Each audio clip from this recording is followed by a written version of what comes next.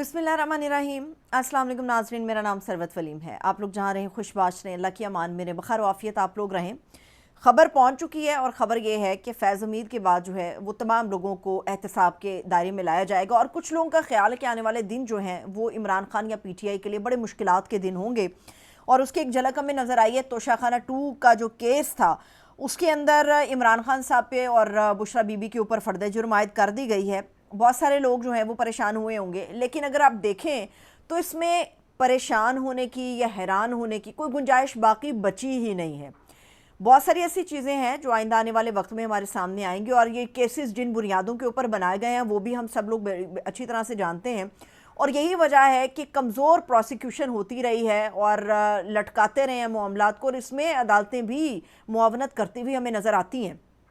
तो इसलिए कोई हैरानगी वाली या परेशानी वाली बात नहीं है कि खान साहब के ऊपर एक और फ़र्द जुर्म आयद होगी। गो कि इमरान खान साहब ने और बुशरा बीबी ने फ़र्द जुर्म से इनकार किया है, लेकिन इसमें परेशान ना हो। दूसरी बात यह है कि बड़े इमरान खान साहब के चाहने वाले लोग इस चीज़ पे परेशान हैं कि जी फैज़ हमीद के ऊपर चूँकि चार्जशीट लग गई और ट्रायल शुरू हो रहा है या हो गया है गालिबन, तो खान साहब जो हैं उनके लिए भी मुश्किल हो जाएगी, मिलिट्री कोर्ट्स में ले जाया जाएगा या मिलिट्री ट्रायल हो जाएगा। ये क्यों नहीं सोचते कि अगर फैज़ हमीद को एहतसाब के दायरे में लाया गया है, बड़ी अच्छी बात है और PTI ने इसको वेलकम भी किया, लेकिन मैं आपके सामने एक और शक्ल रखती हूँ, इसलिए क्योंकि परेशानी का माहौल बना हुआ है ना, तो हर बंदा परेशान है। लेकिन अगर इसकी अच्छी शक्ल रखी जाए सामने, तो ये क्यों नहीं सोचा जाता कि अगर फैज़ हमीद को सियासत के अंदर मुदाखलत की वजह से और इख्तियारात के नाजायज़ इस्तेमाल की वजह से या अपने ओहदे के गलत इस्तेमाल की वजह से जो कटहरे में लाया गया है, चार्जशीट किया गया है और उसके बाद उनका ट्रायल शुरू हो गया है, तो ये क्यों नहीं सोचते कि आइंदा आने वाले मुस्तकबिल में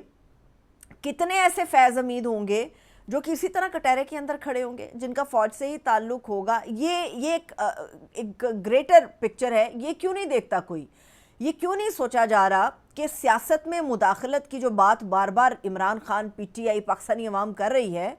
अगर सियासत के मुदाखलत के आसार मुस्तकबिल में भी इसी तरह खुल के सामने आ गए तो शायद चेहरे मुख्तलिफ होंगे, शायद नाम मुख्तलिफ होंगे, मगर बरादरी सारी फैज़ हमीद की कहलाएगी। ये एक अच्छी चीज़ है, एक पॉजिटिव जेस्चर है कि आगाज़ हो गया है और एहतसाब का जो अमल है वो फ़ौज ने अपने घर से शुरू कर दिया, बड़ी अच्छी बात है। और लेकिन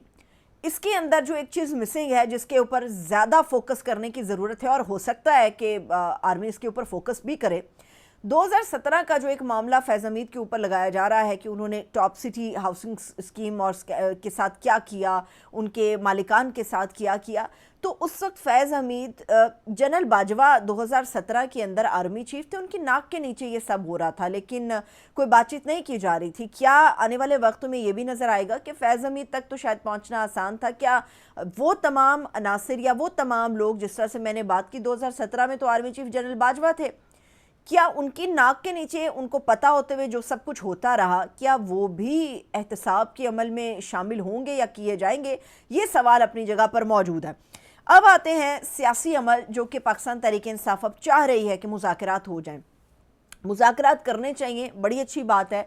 कि सड़कों की सियासत की बजाय आप मुज़ाकरात की तरफ बढ़े, और मुज़ाकरात की तरफ अगर PTI बढ़ रही है तो ऐसा लगता है कि सामने वाला फरीक जो है या सामने खड़ी हुकूमत जो है वो सर्द मोहरी का मुजाहरा कर रही है और वो कह रही है कि हमें कोई जल्दी नहीं है मुज़ाकरात के अंदर। लेकिन PTI ये भी कह रही है कि मुज़ाकरात को आप लोग हमारी कमज़ोरी समझ रहे हैं, ऐसा कुछ नहीं है। कल तक ये चीज़ें हमारे सामने आ रही थी कि गैर मशरूत तौर पे PTI मुज़ाकरात के लिए राज़ी हो गई है, और बड़े लोगों का, बड़े तज्ज़ियाकारों का ये ख्याल था कि पाकिस्तान तहरीक इंसाफ ने घुटने टेक दिए, लेकिन सिविल नाफरमानी की मूवमेंट जो है उससे तो PTI दस्तबरदार नहीं हुई।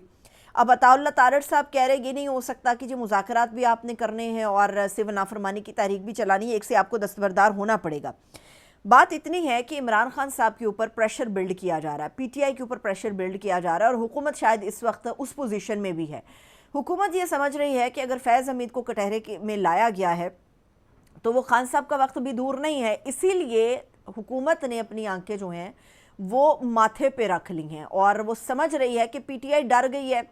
PTI को पता चल गया फैज़ हमीद के बाद अगला नंबर खान साहब का है, तो उसके बाद तो इनका तिया पांचा है, बचना भी इनका कुछ नहीं है। इसीलिए हुकूमत ने अपनी आंखें जो हैं वो माथे पर रख ली हैं। लेकिन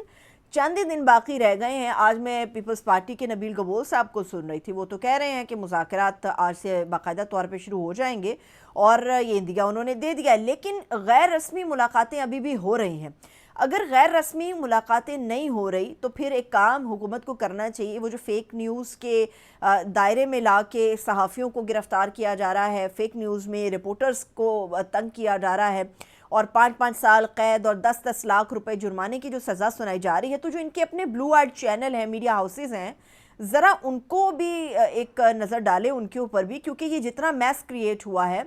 ये इन्हीं ख़बरों की वजह से हुआ है। हुकूमत का अपना पसंदीदा जो जियो टेलीविज़न है वो तो कल रात तक ये ख़बरें चला रहा था ज़राए से कि ये मुज़ाकरात के हवाले से स्पीकर के जो घर है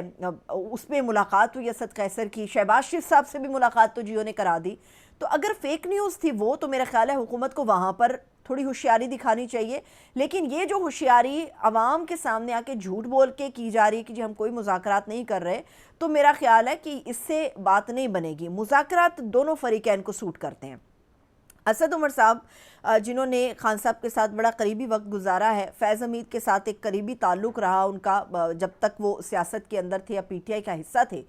तो असद उमर की भी ये राय है कि ये जो इमरान खान साहब के ऊपर प्रेशर डाला जा रहा है ना कि देखिए जो फैज़ हमीद ने बड़ी गवाही दे दी है, बड़े शवाहिद फराहम कर दिए खान साहब के ख़िलाफ़, तो फैज़ हमीद के कैरेक्टर को जितना वो अच्छी तरह से जानते हैं ऐसा कुछ नहीं है। और दूसरी बात ये कि अगर कोई ये कह दे कि जी खान साहब ने आके फैज़ हमीद के ख़िलाफ़ सारी बातें कर दी हैं, तो वो कह रहे हैं कि वो खान साहब को भी अच्छी तरह से जानते हैं। जिस चीज़ के अंदर कोई लेना देना नहीं है, कोई ताल्लुक़ वास्ता नहीं है, तो उसमें एक दूसरे के ख़िलाफ़ ना किसी के पास गवाही है, ना किसी के पास कुछ शवाहिद मौजूद हैं कि जी उसकी बुनियाद पे ये फट्टे चलना शुरू हो जाए, ख़बरें चलना शुरू हो जाएँ कि लो जी अब खान साहब का जो नंबर है वो अब लग गया है। अब इस वक्त हुकूमत ये कह रही है कि चलो माफ़ी ना मांगे आप, 9 मई और 26 नवंबर पर शर्मिंदा तो हूँ, शर्मिंदगी का इजहार करें। पीटीआई कह रही है कि हमने कुछ किया नहीं तो हम शर्मिंदगी किस बात के ऊपर करें। पाकिस्तान के मीडिया के ऊपर एक बात बड़ी हमेशा चलती है, बताई जाती है कि बिकाऊ मीडिया हो जाता है, ज़ोर ज़बरदस्ती से बेच दिया जाता है, ज़ोर ज़बरदस्ती से खबरें मर्ज़ी की चलाई जाती हैं, पॉलिसी शिफ्ट आ जाता है और कुछ ना कुछ इस किस्म की चीज़ें होती हैं। मगर जो इंटरनेशनल मीडिया है या जो आलमी मीडिया पाकिस्तान के और ख़ास तौर पे 26 नवंबर के ऊपर जो रिपोर्ट्स पब्लिश कर रहा है, जो डॉक्यूमेंट्रीज़ को वो नशर कर रहा है, वो बड़ी दिल दहला देने वाली हैं, जिसमें आपको सिर्फ जो मासूम या मजलूम नज़र आएगा वो पीटीआई और वो नहत्ते लोग होंगे जो कि डी चौक पे मौजूद थे, जिन पे गोलियां चलाई गई। इंटरनेशनल मीडिया तो वो सारी चीज़ें रिपोर्ट कर रहा है और ये जो मौजूदा गवर्नमेंट और इसका सिस्टम ये बात कर रहा है कि जी कोई गोली नहीं चली, कुछ ऐसा नहीं हुआ, कोई एक बयान दे रहा है, कोई दूसरा बयान दे रहा है, तो ये एक केस करें आलमी मीडिया के ऊपर ताकि ये कन्फ्यूजन ही दूर हो और कब्र में दफन कर दिया जाए इस बयानिए को कि पीटीआई झूठ बोल रही है, पीटीआई के ऊपर कोई फायरिंग नहीं हुई। आलमी मीडिया के अंदर बहुत सारी ऐसी जगहें, बहुत सारी वेबसाइट्स, बहुत सारे चैनल हैं जो पब्लिश कर रहे हैं इस चीज़ को कि वहाँ पर निहत्ते कारकुनान के ऊपर हथियारों का इस्तेमाल किया गया, स्नाइपर गन्स का इस्तेमाल किया गया और राइफल्स का इस्तेमाल किया गया। आलमी मीडिया तो इसको चला रहा है। मौजूदा हुकूमत को ज़रा फुर्ती का काम करना चाहिए और फौरी तौर पे इन इदारों के ख़िलाफ़ केस कर देना चाहिए ताकि पाकिस्तान की जो आवाम है वो मज़ीद कन्फ्यूज़ होने से बच सके, या अगर इनके मुताबिक ये इंतशारी बयानियाँ है तो इस इंतशारी बयानिए से आवाम को बचाने की जो ज़िम्मेदारी है वो सरासर इस वक्त गवर्नमेंट के ऊपर है। अब देखते हैं मुज़ाकरात के अंदर होता क्या है, क्योंकि सिर्फ सियासी अमल के साथ ही चीज़ें आगे बढ़ सकती हैं। मैं कानून पे बहुत यकीन रखने वाली हूँ और कानून पे यकीन होना भी चाहिए, मगर जो मौजूदा हालात के अंदर कानून की शक्ल हमारे सामने निकल के आई है उसके बाद यकीन का वो पहलू उठ सा गया है। तो अब ऐसा लगता है कि चूँकि ये जंग भी सियासी है और ये केसेस भी सियासी हैं और ये इंतकाम भी सियासी बुनियादों पर है, तो ये जो मुज़ाकरात का एक रास्ता निकालने की पीटीआई कोशिश कर रही है तो समझदारी इसी में है कि इसको जो है वो उनकी कमज़ोरी ना समझा जाए। अगर एक फ़रीक अब मुज़ाकरात की टेबल पर आने के लिए तैयार है, इसका एक कतई मतलब नहीं है कि वो कमज़ोर हो गया है या वो लड़खड़ा रहा है या उसको अपनी बका की जंग लड़नी है। वो सिर्फ इस वक्त खड़ा इस चीज़ के ऊपर है कि मामला जो है वो हीटअप ना हो, क्योंकि ख़ित्ते की सूरत हाल इतनी बुरी तरह से मस्क हो चुकी हुई है कि हमें डरना चाहिए कि हमारे तो अंदर के हालात दुरुस्त नहीं हैं तो हम बाहर का मुकाबला किस तरह से करेंगे। तो मुज़ाकरात का रास्ता बहाल होना चाहिए और पुरअमन तरीके से ये प्रोसेस आगे बढ़ना चाहिए। इजाज़त दीजिए, अपना बहुत सा ख्याल रखिए। खुदा हाफ़िज़।